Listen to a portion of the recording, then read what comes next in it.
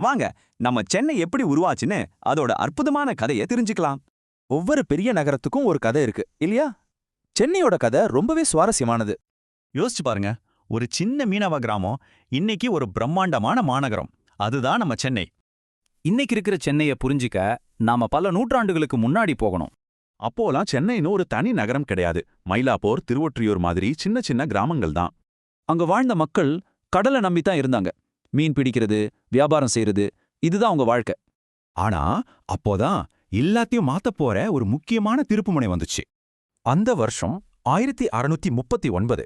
இது ஒரு புதிய அத்தியாயத்தோட ஆரம்பம். பிரிட்டிஷ் கிழக்கிந்திய கம்பெனியோட பிரான்சிஸ் டே இந்த நிலத்தை வாங்கினாரு. அதுதான் முதல் விதை.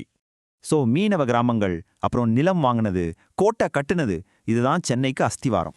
அந்த புனித ஜார்ஜ் கோட்டையை சுத்தி தான் ஒரு புது நகரம் வேகமா வளர ஆரம்பிச்சது. புதுசா உருவான இந்த ஊர் வேகமா வளர்ந்து அதுக்கு ஒரு புது பேரும் கிடைச்சது. அந்த பேர் தான் மெட்ராஸ். பல வருஷமா இந்த பேர்ல தான் இந்த நகரத்தை கூப்பிட்டாங்க. சீக்கிரமே மெட்ராஸ் ஒரு பெரிய வர்த்தக மையமா மாறிச்சு. பிரிட்டிஷ்காரங்களுக்கு இது ரொம்ப முக்கியமான இடம். ஆனா இதோட இந்த நகரத்தோட மாற்றம் முடியல, இன்னும் இருக்கு. 1996ல இன்னொரு வரலாற்று சிறப்புமிக்க மாற்றம் நடந்துச்சு. ஒரு புது அடையாளம் கிடைச்சது. அப்போதான் மெட்ராஸ்ங்கிற பேரு அதிகாரப்பூர்வமா சென்னைன்னு மாத்தப்பட்டது. இன்னைக்கு சென்னை பல துறைகள்ல ஒரு பெரிய சக்தியா வளர்ந்து நிக்குது. அது என்னன்னு பார்க்கலாமா? முதல்ல ஐடி, தகவல் தொழில்நுட்பத்தோட ஒரு பெரிய ஹப். அடுத்தது கல்வி, கத்துக்கிறதுக்கு இது ஒரு பேர் போன இடம்.